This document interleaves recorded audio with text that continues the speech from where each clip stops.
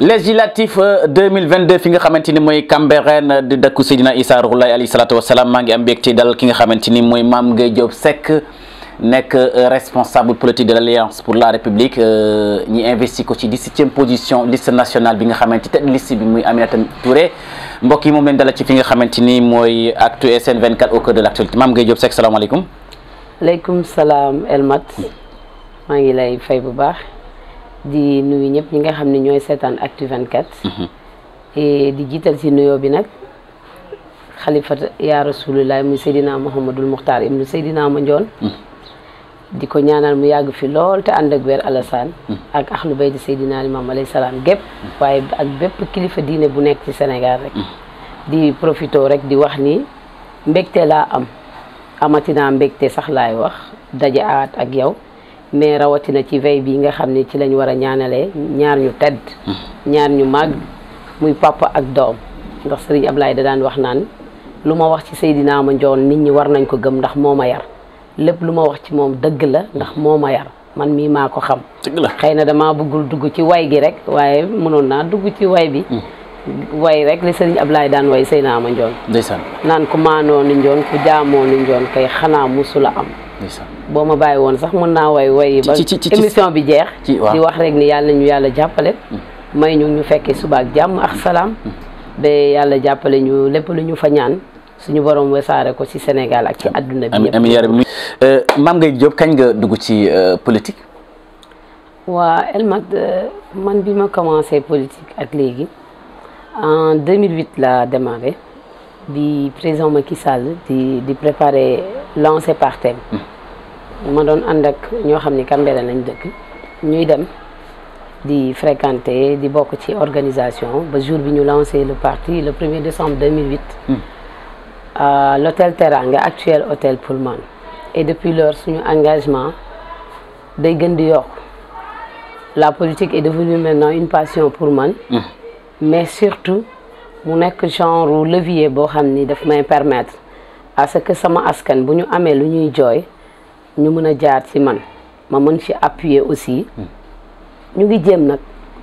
mënaguñu lépp mënagu leen lépp te ku mun lépp sax mënuta ne yàlla mi am lépp sax joxewul lépp yow daal ci bon ci APR nga dooree politique APR si APR laa doore mosuma ko woon def fenn ndeysaan c'est en 2008 que j'ai démarré à faire la politique d'accord politique ba nga ci dooree léegi dafa local sa politique dafa local wala dafa national c'est-à-dire yow ci Cambérène nga mos a yem ba nga ànd ak APR wala au dehors de Cambérène am na lu nga xamante ni yaa ngi koy représenter APR. moi je peux dire même que c'est international parce que bi muy doog a démarrer j'étais la coordinatrice de la convergence des jeunesses républicaines dans la commune nekk en même temps aussi coordinatrice su cadre APR yu Cambérène par la suite ñu jóge foofu au niveau départemental demoon nañ ba benn moment il y a deux jeunes yoo xam ne dañ doon xëccoo la coordination départementale mais à un moment donné ñëpp dañ leen wax ni leen c'est Mame qui va diriger la coordination te musuma bëgg ay xëccoo loolu bokk na ci sama défaut dama naan damay xeex à un moment donné ce sont les gens qui vont reconnaître que ni kii war na mën a diriger mu diriger et que foofu noonu la demee woon mais malheureusement jusqu'à présent amul kenn koo xam ne moom lañ teg ci boppu ndaw ñooñu ba ni ma fay jugewee en parallèle maa ngi nekkoon ci COJER national bi dirigé par ma sœur Thérèse et j'étais la chargée de communication de cette structure nationale ndeysaan et j'ai effectué pas mal de formations accréditées par le parti par le président de la République ñu def la sous-région def ay voyages internationaux def ay formations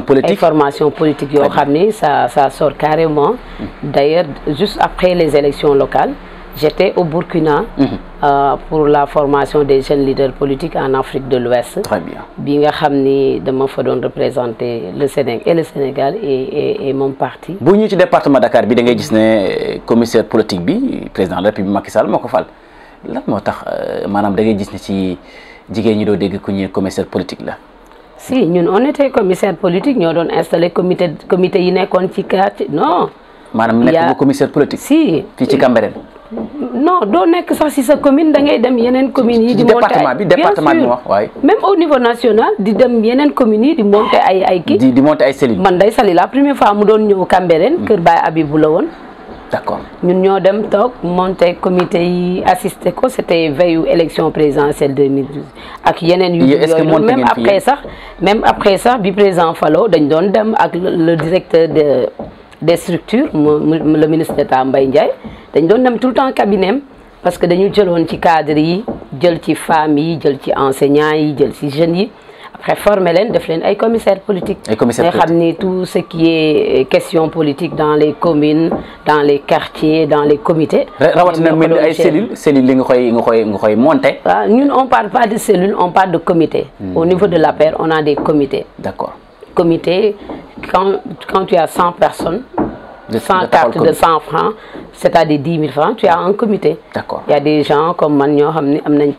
lu ëpp ay comité yu bëri la ñu am ñëw monter ko daal ñëw monter ko ñoo xam ne yow say comité bopp tamit day yeneen commissaire ñooy ñëw monter la ko après ñoom parce que duñ fi sax dëkk dëgg la en général ñeneen ñi aussi da ngay dem yow tamit feneen foo xam ne dëkkoo fa bi ñu ñëwee dañuy dugg ci élection législative yi 2022 Mame Gueye lan moo tax ñu tànn la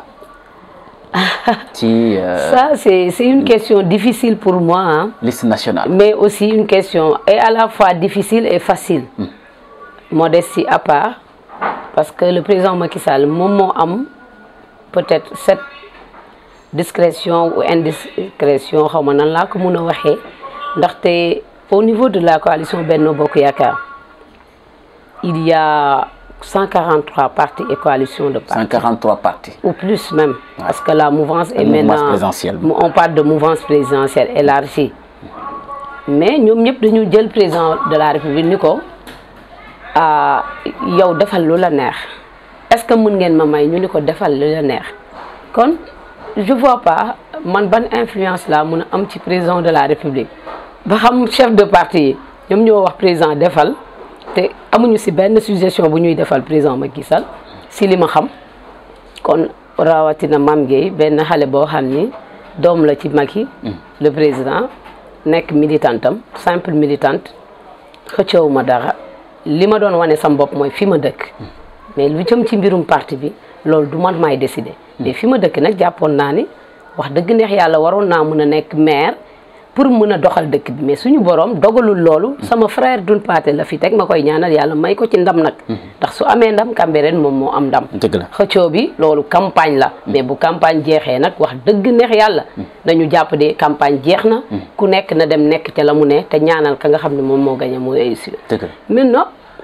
quand vous me parlez de est-ce que mérite là, sérieusement, je mérite plus que ça. Modestie à part. Toutes mes économies temporelles, que ce soit côté financier, lépp lu ma am au moment où samay morom nekk di def seeni loisir, nekk ci seeni tonti, nekk ci leneen ak leneen ak leneen. Man Mame Gueye j'ai pris mon temps, ma consacré ko pour Decroix Walaay Issa bi nii. Taluma dara, awma benn vie, awma dara. Lépp lu ma am ci dëkku Mame Seydi bii laa ko def fu ñu dem mani Cambérène dama dem ba président daf may laaj ni ma xanaa yow amoo soxla boo xam ne sa soxla bopp la te Elmat est-ce que xam nga benn affaire président de la République musuma taxaw ni ko may ma musuma taxaw ni ko fal ma poste balekat bu gën a tuuti musuma ni président Macky Sall fal ma ko parce que sama nawle la moo ma mag moo ma ëpp ay responsabilité mooy sax sama responsable di sama mentor politique mais sama nawle la comme ni papa ak yaay di nekkee nawle doom noonu le président Macky Sall nekkee sama nawle ci politique bi ñu nekk. dëgg la moo tax nag li ma koy xamal chaque jour di ko rappeler rek bu ma ko gisee. mooy que monsieur le président moi je suis à vos côtés pour apprendre je suis à vos côtés pour me former. mais nag je suis à vos côtés je me suis engagé à vos côtés pour l'amélioration des conditions de vie des populations de Cambérène. ma ne ko loolu rek moo ma ñor man dëkku Mame Seydi bi kese moo ma intéressé. fu ma toog dama koy wax politique bii may def nii leneen ñoruma ci jaamu yàlla gi ma ciy jaamu pour Decroix Walaay Issa bii la. kese pour le moment nag. loolu mooy sama préoccupation. te même su ma demoon bañ dénk ma loo xam ne c'est national. dinaa liggéey la ma war a def de ndax damaa bëgg salaire bi may jot muy lew waaye sama préoccupation première c'est cette cité religieuse là de Seydina Issa Rouhou Laye Ibn Mariam. da nga dégg ci Yewwi Askan bi mbokki Cambérène gi nekk am na ñaari investi maanaam Yewwi investi nañ leen muy Fatou Ba war a jàkkaarloo Mame Gueye Diop Seck madame Awaka bi nekk 53e à la liste nationale bu Benno Bokk Yaakaar léegi Mame Gueye loolu nan nga koy digérer maanaam Yewwi dañuy wax ne liste départementale bi d'ailleurs neewu leen fi yéen investir benn doomu Cambérène ñoom liste départementale bi Barthélémy Dias jiite Yewwi am na fa doomu Cambérène léegi yow nan nga mën a loo expliquer loolu ba tax waa Cambérène ne oui dañ ko war a voter parce que dañ bëgg ay député bëri yow noo ko gisee yow. et sur la liste nationale de Yewwi Askan bi am na doomu Cambérène. amul fa doomu Cambérène question boobu war nañ ko poser d'abord balaa may répondre sur cette question. d'accord parce que ñoom ils se focalisent sur la liste départementale. mais dañuy fàtte ñoom seen liste nationale ñaata doomu Cambérène na fa am 0. le président Macky Sall ci mbaaxam ak yëg-yëg gi mu am ci Cambérène te kenn naatable ni président dafa bëgg Cambérène almat naa la xamal li président Macky Sall def balaa may répondre ci sa question boobu noonu ndax looloo mujj investiture bi mu def pour Mame Gueye ak Awaka loolu moo mujj lan moo jiitu président Macky Sall dafa fekk loo xam ne ñëpp dañ ko bokkoon maire yi takk seen digg Cambérène xam nga rek ni ñu amee fulla ak fayda dajaloo si suñu ëtt ba ñoom yaa ndayanta ak ñoom wëleeg ñu maire dëkk bi yëpp bëgg ni takk ñoom ni dañuy defar kër xalif bi parce que boobu namoon nañ suñu xalifatul muslimin ma koy ñaanalaat encore une fois amiin muy xalifatul muslimin Seydina Baye Abdoulaye pour mu ñëw Cambérène nit ñi di leeram di dugg ci ñun maire yi takk ni dinañ defar kër gu mag gi mais doole attanu ko dooley cotisation ak collecte attanu ko président il suffit que loolu dugg ci noppam mu raser ba mu daj yëkkatil ñu suñu lee ñun suñu ngëm-ngëm lañ am ku ñu ci jàppale ñu fonk la d'accord rawatina nag fekkoon ñu ànd ak yow te ba ñuy ànd ak yow looloo tax nga defal ñu ko dañ lay bëgg dëgg la li nga xam ne mooy VDN 3 bi ñu yëkkatee mur ba mu kawe ba ca kaw def ci ay feer yu dijj def ci plus de 2 milliards de francs CFA président ba mu ko yëgee ñëpp ku ne wax na ci kaka réglé ñun loolu du moom moo gën a nekk important moo gën a am importance pour ñun xam nga lu am importance mooy la waa population bi doon xeex président Macky Sall faj na ko nee na dem leen daaneel ma mur bi ndax lébu ku ko séparé géej xaw ma lan moo koy dese mu daaneelal ñu ko ba pare ñu ni fer bi may nañ ko waa Cambérène nit ñi dañoo jaay am ci xaalis bu weex tàll macha allah ma yéene leen ko lool nag ndax man tant que Cambérène a ngi am rek damay sant may gën a bëgg ci président Macky Sall ñu ñëw nag defaral ñu pont bu rafet nit ñi bu leen neexee dem toog ci trottoir yi bu leen neexee toog ci suufu pont bi ça dépend rek ñoom ñooy choisir ku mu neexit nga jël escalier yi wàcc ci suuf loolu bu jàllee xëyu ndaw yi ñëw te xëyu ndaw yi feera bi moo ko jiitu président jël part bu am solo léegi Cambérène rombatoo tali bi mu salte chaque jour yaa ngi romb femmes yeeg jeunes yi di liggéey waaw loolu président Macky Sall bu ñu ko defalalee te ñun suñu maire yi amuñu benn doole bi loolu du jàppale suñu maire yi jàppale waa Cambérène nit ñi di xëy di liggéey bu weer bi deewee nga fayee ko dara mu néew mu bëri sa xaalis la yaa ko ñàkk parce que yaa nekk ci naaj bu tàng bi di bale président jël ci plus de 80 personnes dugal ko lu toll ni 80 personnes dugal ko ci kii boobu noonu kum ko defal Cambérène ba ñu xëy paree loolu mu jël xëyu ndaw ñi xale yaa ngi xëy di dem di xool nu ñuy defaree pavage nan lañ koy posé bu weer bi deewee ñu fay leen kan la ko defal loolu yëpp ba mu rombee nag appel boo tegoon fii Seyna laay tey mu wax la li président Macky Sall andi ci coppite bu appel jotee lim ciy def ci ay millions nee naa la ñun suñu ngëm-ngëm lañ am ku ci mënti def dañ lay fonk rawatina nga nekk suñu kilifa te fekk looloo taxoon ñu ànd ak yow mu ni nag loolu doyuma élection locale jàll na lépp jàll na man maa war a investir Mame Gueye laa choisir Awaka laa choisir def leen ci liste boo xam ne 53 personnes la. national. déggoo li ma la wax de. pour Sénégal bi yëpp nga war a jël 53 personnes nga jël ñaari doomu Cambérène. nga dugal leen ci biir liste boobu noonu. moo tax des fois quand j'entends les gens parler ay rey damay jàpp parce que buñ nee ci liste départementale bi dañ ci jël benn doomu Cambérène. waaye liste nationale ba waa am 53 personnes jëluñu fa kenn. kii liste ba am 50 mu jël fa ñaari doomu Cambérène ci Sénégal gi yëpp. ma leeral foofu nit ñi tamit ni leen des fois ma dégg nit ñi naan Cambérène am nañ ñetti député mënul ne day leer fii soit dañuy voté pour la liste Benno Bokk Yaakaar wala ñu voté pour beneen liste. ndax nag bu Cambérène gi yëpp toogee ni Mame Gueye 17e position la nekk day jàll bu soobee yàlla. amin loolu la ñuy ñaan ma jàll waaye bu Cambérène voté wul pour Benno Bokk Yaakaar yeneen communes yi voté wuñu pour Benno Bokk Yaakaar waxuma la man waaye Aminata Touré ma jiite liste ba sax du jàll da nga gis ne Yewwi Askan bi ñoom dañuy wax ne liste départementale bi Cambérène voté leen Yewwi Askan lu tax ñi ni parce que liste départementale bi doomu Cambérène fi liste départementale bu benn bokk yaakaar doomu Cambérène loolu mooy seen argument. yow lan ngay déconstruire loolu. li may déconstruire wax naa la ko Elma tout à l'heure. mooy réalisation. dama ne non seulement réalisation ñoom il parle tout le temps de la liste départementale de Yewwi mais là et la liste nationale de Yewwi titulaire comme suppléant amul doomu Cambérène dañ ko fàtte xanaa. titulaire comme suppléant amul doomu Cambérène. mais national bi mu ëpp député ñoom 7 yi lañ moo leen tax di wax. te Cambérène mais attends 7 yi par rapport. 7 députés au département. waaw ci département bi. 7 yee bëri sax. divise 53 par 46. tu verras divise un député par département alors que ici tu as 7 pour le département de Dakar. Il faut faire le proportionnel pour voir. D'accord. 53 au niveau des 46 départements. Maintenant, 7 pour un département. Très bien. Tu divises 53 par 46. Léegi argument lan moo tax askan Cambérène waruñu wotal Yewwi lu tax waruñu ko wotal. Non man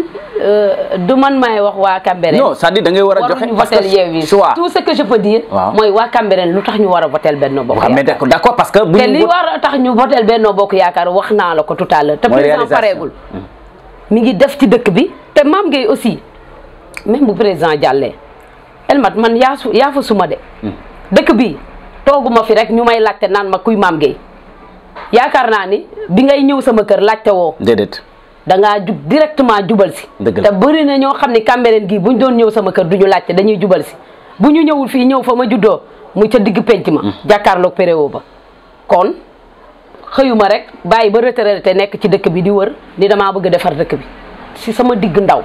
nekk xale nekk jigéen boole ci ñaar yu metti ndaw dafa vulnérable jigéen moo gën a vulnérable lépp man ma boole ñaar yëpp taxaw takk sama sër nag ba mu dëgër nii bu soobee suñu borom lépp loo xam ne day am ci réew mi di dem ci yeneen dëkk yi dëkk Rohila Issa bi dinañ ci gis seen bopp dëgg la muy sa côté financement femme ya muy sa côté jàppale muy sa côté assainissement fàtte naa wax foofu noonu Tali Ndiaga Mbaye ñu ngi ne te loolu mooy question bi nga xam ni képp kuy politique Sénégal Cambérène moo la gën a intéressé Elmat président daf ñoo convoqué ñu ñëw palais ñu toog mu laaj ñu lan moo ñu gën a intéressé lan moo ñu gën a kiyal ñor ñun waa Cambérène ñu ne ko assainissement bi question bi ñu njëkk soulever loolu la tey jii Tali Ndiaga Mbaye bu ñu tawee ba pare mun nga falal basan sant yàlla la looloo ñu tax di politique Elmat mënoo dugg kër gu nekk nga joxe fa dépense mënul ne bu ma la joxee dépense tey bu subaa du ma la ko jox nit ku ne li muy am moo koy liggéeyal boppam xam nga ñun lan lañ mën a am mu nekk satisfaction mooy li nga xam ne dañ koy def Cambérène gi yëpp gis ci seen bopp agent yi nekk centre de santé bu Cambérène ku leen di fay c'est le président de la République parce que Cambérène amul moyen fonds de dotation bi li ci Cambérène di séddu munu ko maanaam tolluwul ci démographie am suñ doon xool rek ñi nga xam ni ñoom ñoo nu mu tuddati ñoom ñoo nekk ci Cambérène ci habitant benn député bu ñëpp voté woon xale yu ndaw yi liir yeeg ñëpp bu ñu voté woon Cambérène du matalul benn député mais président Macky Sall moom moo ni man maa bëgg Cambérène président mbaraanu ñu de daf ñoo bëgg dëggantaan moo tax lépp loo xam ne lu baax la mi ngi ñu ciy boole statut Cambérène bi duma ci waxaat dëgg la ñun dañuy xaar rek campagne yi jeex ak jàmm ak salaam ñu déroulé parce que instant bi nit ñaa ngi ci période campagne loo ci def ñu yaakaar ni campagne yee tax mais ñun dañuy déroulé rek te sax en général du ñuy jël considération yenn yi nga xam ni day jël lu négatif aspect bu négatif la parce que dëkk bii parce que Seydina Limaamu Laay waat Chérif Ousseynou xam na ni ku fi def lu baax di ko fi jëf te yàlla rek a tax billaahi da nga koy gis dëgg la man Diop li may wax xam naa ci maa ngi koy yëg bu baax a baax dencuma dara soxlawuma dara bugguma dara xam nga lu ma bëgg mooy jàmm yàlla bu yàlla yëkkati ba nga dox sa tànk ba egsi si man boo ma waxee soxla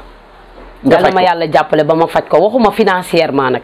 faj gi mbokk yi dañuy demaat ci Mame Gueye Diop ci beneen bi nga xamante ni mooy question bu nit ñi di laaj dama ko bëgg nga laaj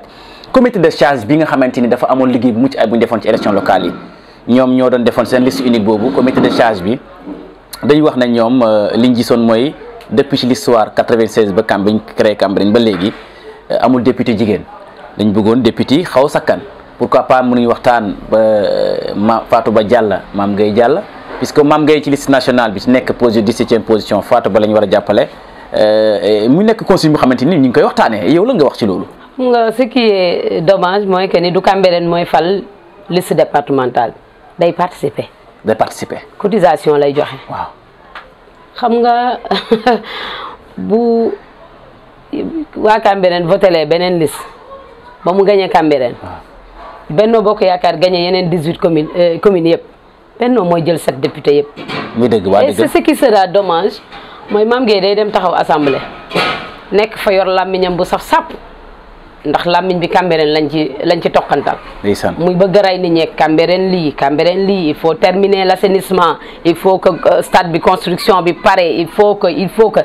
jeunes yi am liggéey ministre bu ñëw rek ak selon domaine ba nga nekk rek ma dóor la ba ngay bëgg a dee day jeg ba si yàgg rek sama benn morom bu pànk comme man ni ma maam nag jàll nga député mais amoo légitimité bi ndax sa waa dëkk voté luñu la.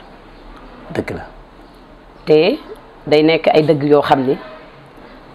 day métti. du neex a tontu de. du neex a tontu te boobu fekk na nag perte nañ 10 perte les teg. dëgg la ndax du tax kañ bëggoon mu jàll du tax mu jàll ndax électorat wu Cambérène par rapport ak yeneen communes yi boo jëlee Grand Yoff jël Patte d'Oie du moins jël Parcelles jël Grand Dakar jël Médina ah tege Benno Bokk Yaakaar saf na ci communes yooyu sàpp de. dëgg la damay wax waa Benno Bokk Yaakaar chaque jour di ko wax waa Yewwi Askan Wi ni leen détrompez-vous. élection locale du élection législative élection locale dañ doon tapp nit ni kii lañ bëgg mais bii groupe lañ ñuy tabb te ca groupe boobu ñeeñe mën nañoo gën a intéressé ñeere ba pare gab ba fa amoon ñu bëri comme man dañoo jénnoon Benno Bokk Yaakaar dem ci leneen ñu bëri aussi peut-être nanguwuñu woon par rapport ak kañu jiital ca national ca départemental ba wala feneen kon encore une fois ma ni leen préparé wu leen ndax incha allah rabbi département Dakar moom dañ koy gagné bu soobee yàlla. Cambérène nag damay ñaan yàlla rek le président Macky Sall waxoon palais je vais gagner le Sénégal sans ou avec ma ni damaa ñaan yàlla bu ñuy gagné Dakar Cambérène saf sa sap ñu ëppale ca pourcentage bu baax a baax. ñu xam ni président Macky Sall daf ñoo defal lu mu defalul kenn ci département. ñu ñëw loolu parce que président Macky Sall may leen rencontre audience yow. ba pare Elmat foofu nga may ma tam ma leeral benn mbir. élection bi benn vote la bokkul ak élection député kii locale yi nga xam ne. da nga doon voté ci commune bi. voté ci département voté ci département bi du benn de. bii benn vote la bulletin bu marron bi ngay jël lem ko kat lem dugal ci enveloppe bi dugal làmmiñu enveloppe bi amul collé amul dara benn yoon nga dugal benn vote la. dëgg la ku yaakaar ne dañ la naan jëlal fii nga dem votel kee après nga ñëwaat amul. dëgg la benn vote la boo bëggee fal Mame Gueye jëlal bulletin bu marron bi am bopp fas bi ak Aminata Touré nga lem ko kat lem dugal ci enveloppe bi jël làmmiñu enveloppe bi dugal amul collé amul dara nga dem dugal ci biir urne ba jénn dem naani ataaya baa nga dem toog waxtaani di xaar nag guddi jot incha allah rabbi ñu jubilé bulletin baa ngi nii waaw yaakaar naa ne lii moom mooy efficacité macha allah dëgg la ma ànd ak ay nit ñu am solo ndax man benn carte rek laa am mais ñi may jàppale aw ma seen fay dëgg la te nag mën naa ni Cambérène gi yëpp may jàppale. léegi diggante bi campagne bi lu ci des bëreetul. les élections dimanche bi lu ci des bëreetul man ndax ci local yi njiiti réew président de la République Macky Sall de le recevoir Doun Pathé Mbène recevoir Liba Diop Kane yéen ñetti seen poids électoral bi nga am local soo leen ko boole yéen a man yeeyu est-ce que militant yu àndoon ci ñooñu seen campagne bi visite proximité est-ce que convaincre leen militant yooyu ba tax tey poids bi téye ngeen ko. waa foofu noonu nag question bu am solo la. man dama jàpp ni sax dafa yokku. dafa yokku waaw dafa yokku. macha allah xam nga lu tax. mise à part li ñu amoon si suñu poids électoral dafa am yeneen nit ñoo xam ne seen yoon nekkul woon fenn seen yoon nekkul woon ci lenn la ñu jotoon nekk sax ba nañ ko ndax nee nañ maam lañ investir awaka lañ investir. ndax nag des fois dama lay dégg ngay tooñ awa si say chronique waaye nit ku am solo la ci dëkk bi. ndeysaan lépp loo xam ni Cambérène am na ci soxla nga dem ba këram wax ko. boo jëloon micro trottoir nga def ko di nga xam ni gaa yaa ngi def moo tax ma naan leen chaque jour dee leen gërëm seeni politiciens dafa metti de dafa metti parce que Chérif Ousseynou dafa metti dëgg la waaye nit ñi duñu wax dara sutura ak sak rek ku wax sa soxla bu dee lu si biti la ñu jéem cee dox suñu soxla ba mu mat sëkk te duñ ko waxtaane fenn duñ ko jénne ci réseaux sociaux parce que sañuñu ko xalaatuñu sax nit wax ñu soxlaam ñu jénn naan ñoo def man day man Jóob mënuma ko te awa it mang ca keneen ak keneen moo ngi ci kon di la wax ni la am na ay sympathisants yu bees taq ñu bees taq dajji ci paquet bon ça veut dire que yeewi yéen gagné yeewi pour Cambérène sa ñetti poids électoral yow Liba Diop Kane Doune Pathé Mbengue ak Mame Gueye Diop Seck pour Cambérène waaw Cambérène déggoo li ma la wax de bu soobee suñu borom on va gagner Cambérène et on va gagner Dakar inshallah rabbi macha allah lu leer na déggoo ma de dëgg la jusque boo gisee ñuy leeral dañu bëgg rek ñeneen ñi nga xam ne sax Yewwi lañ bokk ñu xam ne Mame Gueye lañ war a voté Yewwi Benno lañ war a voté poids électoral Doune Pathé bi mu yoroon 30% moom Doune Pathé Mbengue yéen ñi ngi xëccoo am ñi am 17% yow nga am nangam mais boo boolee ci Doune Pathé dafa amoon wàllu Sénégal mu ngi woon ci liste Doune Pathé bi ci local yi Mame Gueye Liba Diop Kane ñu ànd ak moom yi am nañu joindre Yewwi yow am ñu nekkoon yow ku ci mel ni Kini Cissé mu ngi ci Yewwi waaw ki ne yaa ko yóbbu Yewwi ki nekk ci Yewwi Kini Cissé mu ngi ci Yewwi baal jàmbur mu ngi ci taxaw daar mais est-ce que peut-être mën nga amaat ñeneen ñu bees mais jàpp nañ ñu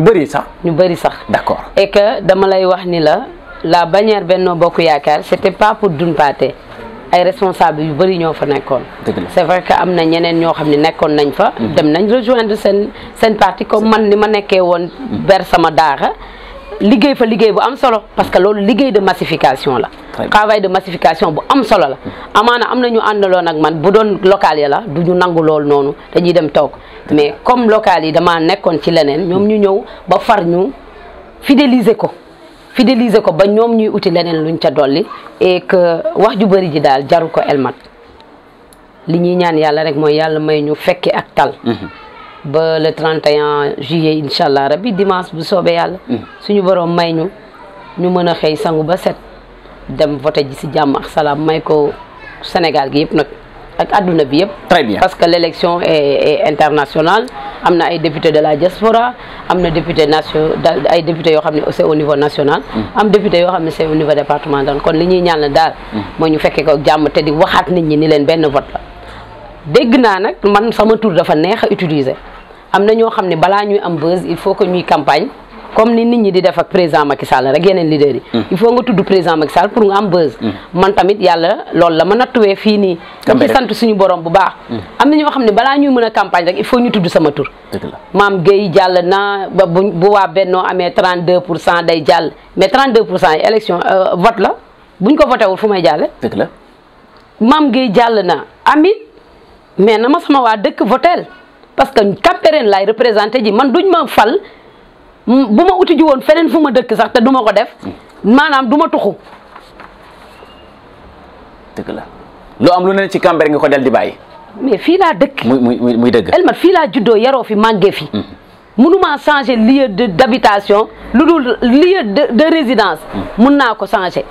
te xaw ma kañ lay doon man aw ma kër fii laa am maa ngi nii sama kër yaay laa toog nii toog jàkkaarloog askan bi suñu këru famille ngi na ca digg penc ma jàkkaarloog péréwo bi Elmat man fii laa am. dëgg la kon li may wax mooy sag gi ma président Macky Sall defal defaluma ko Cambérène la ko defal la communauté Layène la ko defal depuis 98 damay toog des fois dem fenn di campagne ay xale am nañ âge vote ay 20 ans lañ am 22 ans ñu ne ñun mosuñu am député parce que après 2000 lañ juddu. xamuñu député Cambérène parce que ci Seyna Laye lañ gëj a amee député. mosuñoo am député bu jigéen mais attendez. sag bi ñu président defal. nañ ko delloo njukkal. delloo ko njukkal quoi. comme ça ñu mën a laajaat leneen andi. parce que nag xéewal yaa ngi ci état bi Cambérène war ci jot wàllam. d'accord te président dara ñor ko lu dul liggéey Sénégal te la muy liggéey Sénégal gis nga nopp même kër boo fi nekkee il faut ñu lay fàttali yenn affaires yi. sinon rek nga fàtte te ku gën a jege gën a yey fii koo leen fi jàppale te dëkkul ci dëkk bi mu nekk feneen la dëkk. boo leen ko jàppalee dëkkam lay jàppale ba pare décide bi mu andil leen ko Cambérène du ma dañ ci si ko wax local yi dama leen ko doon wax ni leen boo leen di jàppale leen koo xam ne ci dëkk bi la dëkk boo leen yeewoo mën na jël seen loxo bii teg ko ci kaw yaramam boo leen doxee seen tànk bii mën ko dugal ci biir këram man de lii laa wax Seydina Limaamu nag alayhi salaatu wasalaam ba muy woote dafa ne yaatal leen sàkkat yi gan yaa ngi ñëw moo taxit fii yëpp yaatu na unité 1 wak Nations Unies fu nekk unité 3 fépp ñu ngi nii wër ñu man maa ngi nii sama kër jàkkaarloog unité 1 ñuy defalante yu baax ba ku ne naan man damay voté Benno Bokk Yaakaar ndax sa jëmm ji xamuñu woon ni sax ñun ci réew mi la ñu bokk waaye ba nga ñëwee jege ñu xam nañ ni ñun ci réew mi la ñu bokk kon ñu mel noonu la Sénégal soxla waxuma sax président Macky Sall mais ñu mel noonu la Sénégal soxla ñu mel noonu la dëkk bi soxla foo ne nga am fa njariñ ñu yëg ko très bien. bu ñu laajtee tey question bu mujj bi mooy maam bu la waa Cambérène voté benn bokk gagné tey Cambérène lan mooy sa programme lan moo tax lan moo nga leen di dal di récompenser si puisque 2 ans yi 2024 élection présidentielle. man xam nga lu gën a neex. waaw lu gën a neex. man Cambérène ñu votel ma ñàkk ma votel sama adrénaline maanaam Cambérène mooy daw fii si deret bi. ADN bi boo defee test bi du jénne du jénne Mamadou Diop lu leer na Cambérène lay jénne moo tax man voté ou pas sama engagement ci dëkk bi amul lu ko mën a interrompre amul lu ko mën a déggoo li ma la wax de li ma récompense bi mooy nee naa la récompense boobu ñu voté ñàkk voté récompense bi xam nga lan la ñàkk voté non déggoo li ma la wax Elmat sama engagement moo toll foofu ci Cambérène xam nga lan mooy sama récompense man ak Cambérène maanaam benn mission la boo xam ne dama ko signé à vie barke Seydina Limam rawal déggoo ma de chaque jour bu ma xëyee nee naa la man président de la république maam Cambérène la may woowe te daf may laaj ndegam yow amoo soxla xanaa sama wax yëpp mooy suñu assainissement bi suñu stade bi suñu nangam d'accord te duñu ci dañ bu soobee suñu mooy récompense bi parce que nit ñi dañ ko bëgg comprendre waa Cambérène ñu bëgg xam ne Mame Gueye nekk député Cambérène lan la ay apporté Cambérène dañ bëgg léegi bu fekkee benn bokk yaakaar gagné na Cambérène lan mooy récompense bi mais Elmat loolu c'est facile à répondre mooy lan parce que aussi assemblée bu ñu fa demee ay ministre lañ fay dajal ak seen i DG waaw ministre bu nekk ak domaine bi ko concerné mais par exemple su amee benn affaire boo xam ne problème la bu am Cambérène ñu ne ma ñun kan on a problème avec le ministère des infrastructures tel tali dañu bëggoon benn voirie jaar nii dañu bëggoon nangam mais j'interpelle directement le ministre ni ko mais attendez monsieur le ministre ñun à Cambérène on a tel problème on veut que nangam mais Elmat si tu n'as pas un député pas député pour nekk député rek tamit de koo xam ne bu weer bi deewee rek mu fayee ko salaire am dawal otoom dem toog mais député boo xam ne bu waxee ñu déglu ko parce que nit ñi dañoo bëri te wuute am na ñoo xam ne bu ñuy wax fii ba suba kenn du leen déglu moo tax dañuy ragal a wax est-ce que xam naa ni am na nit ñoo xam ne bu ñu nekkee ci mbooloo duñ jël parole parce que xam nañ ne bu ñu waxee duñ leen déglu waaye am na ñoo xam ne bu ñu waxul sax dañ leen naan wax leen d'accord mais loolu sant yàlla la boo amee doom joo xam ne bu waxul sax dañ ko naan jëlal parole di ko forcer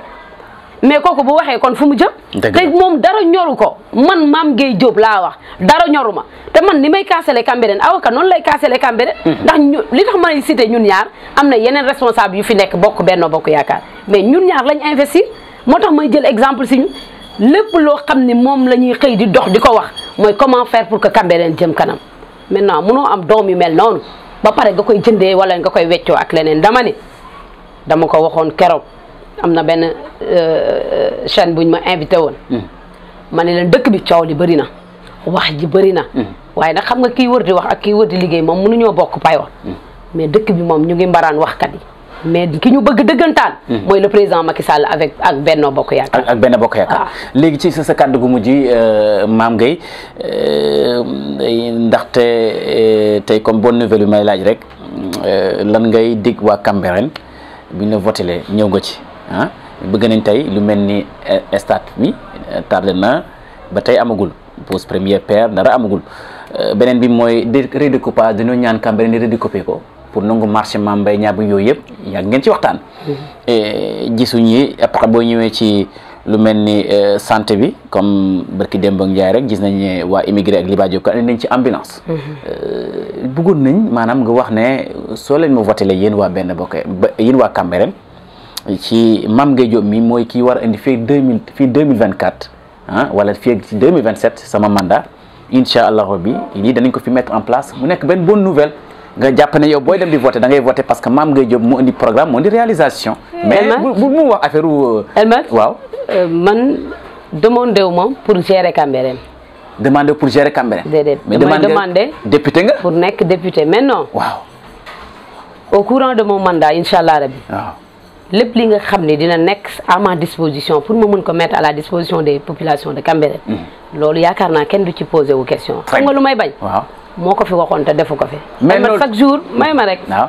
chaque jour li ma gën a daw ci sama àdduna mooy wax loo xam ne defuma ko moo tax bu ma ko naree def sax du ma ko wax. mais yow donc yaa koy def. mais président de la République mais may ma rek même président de la République koo xam ne mayoo sa bopp. waaw loo am da nga koy doyloo da ngay jug di uti. comme damay jug di uti yàlla dimbali nañu wax naa la ko tout à l'heure bu dee compétence bi am na tuuti lu ñu si yàlla dëgg la expérience amaguñ ko waaye ñu ngi koy ut nànk te yàlla may nañu réglé goo xam ne si suñuy kanamu kilifa politique si suñuy moroomu nawle politique ba nga xam ne ku ñu ci waxal mu doon soxla boo xam ne soxla Cambérène da di nga ca taxaw la nga ca mën waxuma dinañ ko def carrément de te dañuy ñaan yàlla nag yàlla dénk ñu lu raw lii ñu ne mais bu ñu ko dénkee ñu mën a jàppale Cambérène bu baax a baax Bokk Yaakaar bi ñu nar a et que may féliciter aussi foofu noonu sama frère Libaas Diop Kane ak ñëpp ñi nga xam ne ñoo nekk ci diaspora bi parce que moom day fournir ay efforts yu extraordinaire Cambérène nañu bàyyi di xool nit ki lan lay am ci lan lay am ci lan xam nga man lu tax may fan ay genre Libaas ki mooy que ni dañoo osé dem di jëli ci biti audacieux dem di uti di ñëw di indi bu dee benn la sax bu ko xaajee ñett jël ñaar yi jox benn Cambérène man bëgg naa au moins uti na indi mais ñeneen ñi toog di ataaya nekk ci grand place yi di ko critiquer nañu dem def ni moom je l'encourage et je l'encourage davantage waxoon naa ko dama ko koy waxaat dama ni dëkk bii ne nit ñi bàyyi na ku politique ñu politique la te si on laisse les médiocres faire la politique ñoom ñoo ñuy diriger duñu ci mën dara ñu toog fi di casse rek continuer casse éternel casse te loolu yaakaar naa ni Cambérène ne mérite pas ça am nañ ay doom yoo xam ne engagé wu nañ politiquement bagage intellectuel bi mu ngi fi macha allah mais aussi xam nañ leen relation yi ñu ngi fi man président Macky Sall sama tur lay jaar du ma laajte du ma ningal te bu xoolee sama kanam xam na ni kii sama élément la kii sama doom la kii moo ma représenté moo ma doy te waa Cambérène ma xamal leen benn mbir président doyu ma ko Cambérène rek de dama ko doy Cambérène ak Ndakaaru ma bëgg nag ñoom ñu jéem a jàpp ci mbir mi balaa mbir mi di romb ku nekk mu jël loxaam teg ci ndax barke bi am na fi ba pare fii la ñu waajur yi jure fii la ñu dëkkuroo lay saa bii moom moo ni fu ma wàcc yàlla def na fa barke fii mooy Cambérène fii la sanc ba ñu denc ko fi xanaa loolu moom kenn waxatu ko fu ma wàcc far ñu denc ko fa mu sas ko denc ko fa foofu ku fa nekk ba pare di fa def lu baax barke Seydina Limaamu lu baax rek ngay am kon may waxaat waa Cambérène ni leen man dara mënumaa découragé loo te sa kàddu gu mujj li may ñaan ñëpp ñi nga xam ne samay kilifa lañ tu as parlé tout à l'heure de sage de nangam effectivement ñëpp laa wax man samay waajur lañ amul benn kaddu boo xam ne bu déplacé wu la boo xam ne dama ko war a yëkkati jëmale ko ci ku gën a ndaw waxuma la ak ñoo xam ne samay kilifa lañ li may ñaan rek mooy ñu ñaanal ñu te xam ne yàlla mooy dogal ci jaam ñi fi ne bëri nañ ñi demoon élection bëri nañ mais président man la choisir loolu nag ñu ci sant suñu borom bu baax di ci sant population Cambérène ndax ñooñu ci accompagner ba président mun a def choix boobu noonu mais di sant ñëpp ñi nga xam ne ñoo nekk département Dakar di ñaan yàlla nag si barke borom bis bu tedd wala borom bis yu tedd yi nga xam ne moom lañ jëm suba muy Seydina Mandione Amar ki nga xam ne lépp lu mu fu mu dugg suñu borom def fa yërmande borom yërmande gi waaye aussi xalifatul muslimin nga xam ne dafa xeexal maamam yóbbu diineem ji fépp ba ñëpp xam ko tey jii sama baay bu tedd ba may tiitaroo muy Chérif Ousseynou bu ñu demee ba di ko tiitaroo c'est parce que Serigne Ablaye moo def li mu def ci moom ba nga xam ni ba Serigne Ablaye yamalee Afrique moom mu jël yóbbu Europe ak États-Unis ak feneen kon damay wax ni diine ji dem na ba muraille de Chine sama baay baa ko doon wax damay ñaan yàlla na Benno Bokk Yaakaar gagné Sénégal gi yëpp waaye rawatina Ndakaaru ak Ziguinchor loolu sax ma tien ak Dakar moom bu soobee suñu borom ci barke borom woote bi dinañ ko gagné incha allah suba dimanche ak jàmm ak salaam en tout cas bég naa lool Elmat macha allah di kontaan encore une fois di daje ak yow comme ni ma ko waxee woon dëgg la chaque jour rek c'est un plaisir ma accueillir la fii mais aussi ni ma la koy waxee laa koy waxee ñëpp ñi nga xam ne ay médias locaux lañ boo leen gisee boobu ba léegi defuma interview ak benn média waa cellule de communication Benno Bokk Yaakaar au niveau national dañ ma boole woon si débatteurs yi nga xam ne ñoom lañ doon yóbbu tout le temps da ngay nekk def porte à porte ba pare après nga dem benn rajo wala nga dem benn télé da ngay dem ba sa voix bi sax doonul moon jugati maa ngi koy wax rek démb su sa benn naataango boo xam ne Cambérène la dëkk man ko lu mu xat-xat bu soobee yàlla bu dee mën na nekk dinaa wax Khalifa comme ça ñu woo leen ñu toog waxtaan parce que ñun Cambérène moo ñu war a yónni kon waa Cambérène lañ war a mën a waxal mais aussi comme au niveau national dañ ñu fa jox liggéey boobu loolu taxoon foo gis ñu def affiche maam day dem i rajo day dem ITV day dem TFM nangam loolu la mission bu ñu nekkoon rek la mais mosuñoo demandé benn rajo wala benn télé ni ko dañoo bëgg ñëw def foofu débat maa ngi santaat bu baax di sant famille bi yëpp man nag ma famille c'est pas ma famille sans non sama famille surtout la famille politique. ndeysaan ñi ànd ak man sama Amazone yaa ngi ni toog. macha allah Khalifa jaruma koy gërëm sa doom nday ñëpp daal ñëpp ñi nga xam ne ñu ngi may jàppale. mais surtout waa Benno Bokk Yaakaar ak comité électoral bi nga xam ne suñu maire moo ko jiite. mon frère Doun Pathé Mengue ñëpp wàcc ci suuf jàpp ci.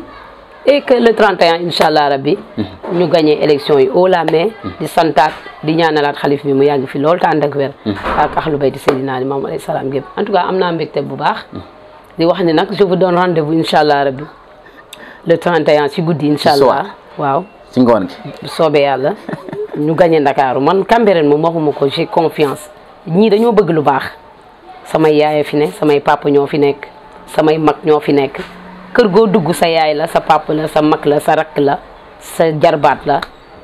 ci sais que ni fii lañ def président te président dafay def nag jóge nañ ci Covid mu yokk comme jox 150 000 jigéen ñi ni leen dem leen liggéey tabaski bi 80 000 yi di daw barki Dembo Ndiaye la joxaat groupement de femmes yi ay 500 ni leen liggéey leen loolu yëpp ñun amuñu ko suñu ko mënee rek c'est parce que président moom moo jàppale jigéen ñi te li ci gën a neex mooy xooluñu ku politique ak ku politiqueul xam nga bu doon dañuy jël famille politique ñu jox leen ko ñu ne ñii kat dañ koy campagne mais ki far ak yow ba pare boo ko joxee sax ban njariñ la am ndax kooku daf lay voter kon ce qui veut dire que bëgg jàppale moom fi famille bu mu juddoo la environnement bi mu yaroo parce que xam na niveau social bi nga xam ne moom la doon dund loolu moo tax mu am yërmande et il a fait 3 fois le tour du Sénégal gis ñoo xam ne dañuy teg ndox muy tàng ba seen doom yi nelaw ñu jël cin li këpp ko du ñu am lu ñu jox njaboot gi président loolu la dund moo tax mu am yërmande ba dugal bourse sociale dugal PUDC dugal lépp pour que fépp mën a laal budget Sénégal bi ñuy wax mu bañ a yem ci grande ville yi rek ñi nekk di fëgg seen dënn yenn député yi ak yenn nit ñi nga xam ne dañ yaakaar ñoo gën a muus di wër média yi rek parce que ci grande ville yi lañ yem waaye demuñu ci village yi macha allah ñu duggoon ci village yi dinañ xam ni fi président jaar ku fa jaar takk ban politicien bu fa jaar fi mu jaar boo fa jaaree di nga takk ban loolu leer na kon kenn du président Macky Sall ñu koy ñaanal nag yàlla may ko ndëgër laay may ko wér ak xel mu dal mu gën a mën a jëmalee Sénégal kanam ndax mi ngi ci yoon bi mi ngi jëmale Sénégal kanam macha allah maa ngi santaat bu baax a baax 40 minutes de l'émission avec Mame Gueye Diop Seck mu nekk 17e position à la tête liste nationale bi nga xam ne Aminata Mbengue Ndiaye Aminata Touré moo ko dal di jiite